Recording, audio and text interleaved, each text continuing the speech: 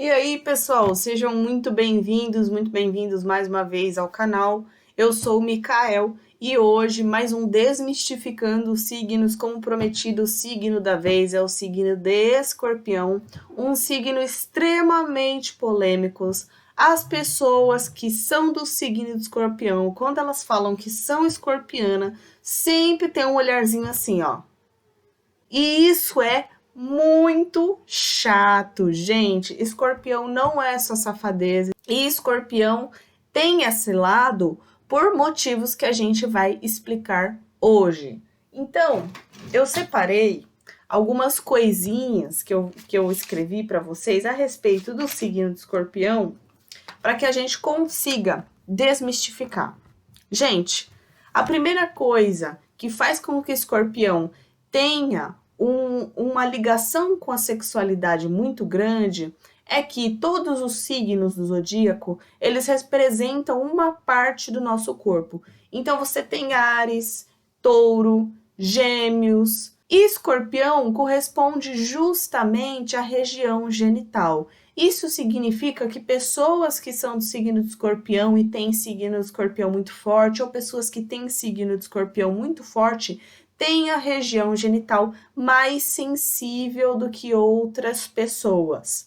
Beleza? Outra coisa, pessoal, Escorpião tem um simbolismo muito forte com a morte, tá? E em diversas analogias, a gente tem o orgasmo como sendo a pequena morte, aquele momento de libertação, aquele momento de êxtase. Mas por que a morte é comparada com o orgasmo se a morte é uma coisa horrível e o orgasmo é uma coisa maravilhosa? Vamos lá. Gente, Escorpião é o signo também da espiritualidade, tá? É o signo do místico, é o signo do mistério, daquilo que a gente não consegue ver com os nossos olhos físicos, mas a gente consegue sentir, tá? Então, a partir do momento que a gente entende que nós somos seres espirituais e que esse corpo material é um estado da nossa vivência, e aí a gente olha para a ideia da morte, a gente entende que, na verdade, a morte representa a vida, a morte representa o renascimento, a morte representa a libertação do seu espírito da matéria. Então, a morte, dentro do conceito espiritual, ela não é uma coisa horrível. Mas agora, se você for uma pessoa 100% cética, que só acredita no mundo material, aí sim a morte vai ser um mistério inacabável que você nunca vai conseguir desvendar, tá? E por que o orgasmo é libertação? Gente, é por um fator muito simples, porque a sexualidade no nosso mundo, ela é tabu. E quando eu falo sexualidade, das preferências e da orientação sexual de cada um. Eu tô falando da forma como cada um alcança o êxtase. Existem diferentes formas, não importa se você se relaciona com homens e mulheres, com pessoas cis, com pessoas trans, com pessoas da direita, da esquerda, do em cima ou de embaixo. E a gente vive numa sociedade em que o sexo, o ato sexual tem que ser daquela maneirinha certinha, aquela coisa lá estruturada, daquele jeito, como recomenda a Igreja Católica e tudo mais. E não é assim que funciona, existem diferentes estímulos. E para a gente conseguir atingir esse êxtase, o que a gente tem que fazer? Romper, se libertar dessa realidade material, se libertar, morrer para essa realidade. A gente tem que matar os nossos tabus sexuais para que a gente consiga se realizar de fato dentro da sexualidade, tá? É claro, se você é uma pessoa que tem privilégios, né? Por exemplo, uma pessoa que nasce com um corpo e que a sociedade entende como masculino, essa pessoa, ela vai ter muito menos problema na hora de exercer a sexualidade dela, porque para ela é normal, porque as pessoas costumam falar uma frase que eu acho horrível, é que todos os homens fazem isso. Para as pessoas que têm essa masculinidade, ela é muito natural, as pessoas deixam, né? Isso é normal. Agora, se uma pessoa que a sociedade enxerga como mulher começa a falar de sexualidade, começa a dizer o que ela gosta, o que ela não gosta, aí já tem um tabu muito maior, porque existe aquela ideia arcaica de que mulher não tem desejo, que mulher não sente, que mulher não sei o quê. como se mulheres fossem só aquelas pessoas que nascem com aquele determinado corpo, né? Pega a borracha e passa em cima das pessoas trans, né? Porque existem mulheres que não têm esse corpo, existem homens que também não têm aquele determinado corpo que a sociedade que diz que é de homem. Então, gente, vocês estão vendo o quanto a gente tem que romper com barreiras para conseguir chegar no êxtase? O estímulo do êxtase, ele é limitado à região genital. Mas se a gente não tiver bem estimulado na nossa cabeça, na nossa sensibilidade, na nossa emoção, a gente também não chega lá. E Escorpião tem a ver com todo esse processo. Todo esse processo. Então, Escorpião não é só ali no rally-rola, não é só ali a penetração, não é só o dar prazer, o gostar de ver a pessoa sentindo prazer. Lembrando, pessoal, que Escorpião é um signo que se doa. Então, gente, é mais um fator que faz com que exista esse grande apetite, porque ele quer entender qual é esse mistério, como é que um corpo material tão limitado às realidades materiais consegue fazer alguém sentir tanto prazer. Quantos e quantos que caíram porque não queriam largar a matéria, né? Histórias aí de magos que tinham poderes absurdos. Veja como isso é Escorpião, né? Magos que tiveram poderes absurdos, que decidiram utilizar todo o seu conhecimento para viver mais tempo na matéria. Não é só Horcrux do Harry Potter. Vejam só como isso vai além, e por isso que Escorpião é o signo do poder, porque ele observa tanto, ele quer quebrar tantos os mistérios. E por isso, pessoal, que é importante lembrar que Escorpião é um signo muito ligado à investigação, a estratégia. E isso é contrastante, por exemplo, com o signo de Áries. O signo de Áries também é regido por Marte. Só que o Marte de Áries é aquele Marte mais esquentadinho, que toma atitude na hora, que toma aquela atitude mais impulsiva.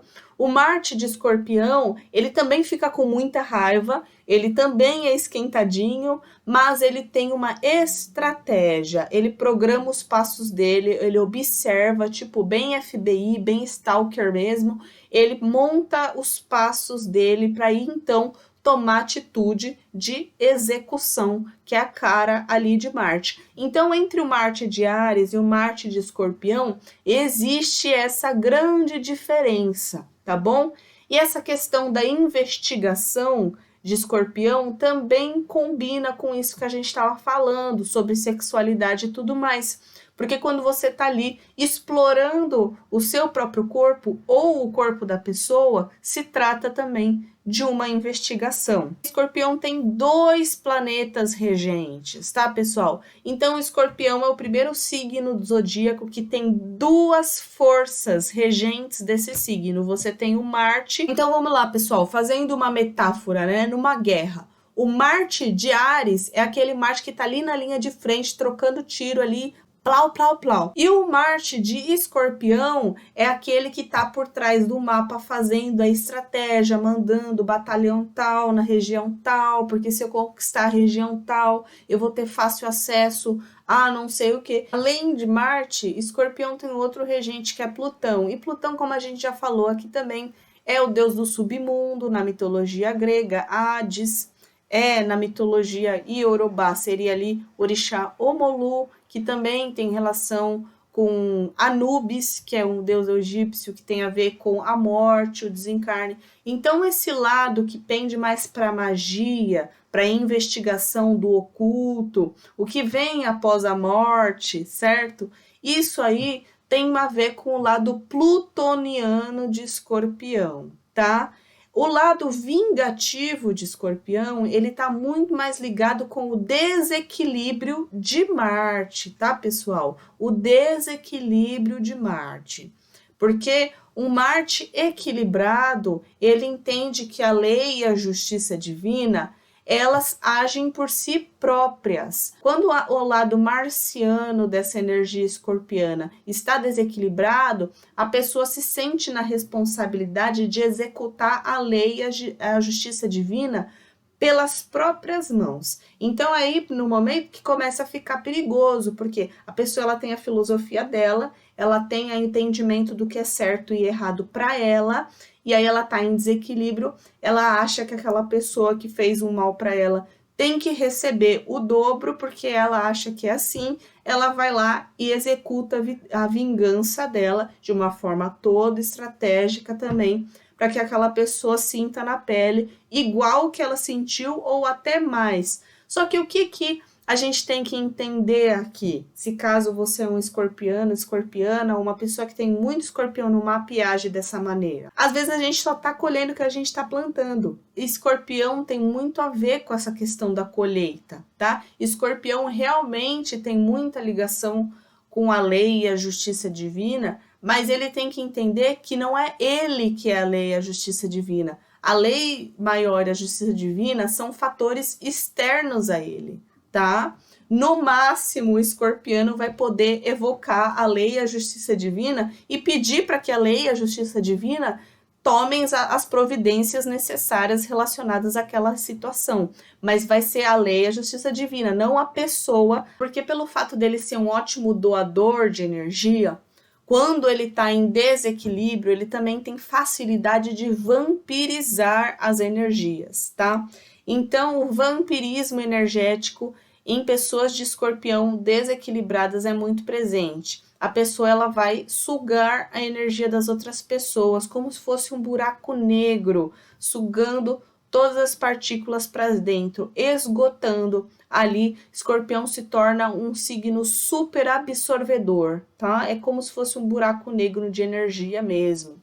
Mas quando a pessoa está equilibrada com a sua energia escorpiana, a pessoa é capaz de sustentar a energia do outro. Então, o escorpião tem essa capacidade incrível de doar tanta energia que ele consegue, por um determinado intervalo de tempo, né, para sempre também, sustentar a energia daquela pessoa.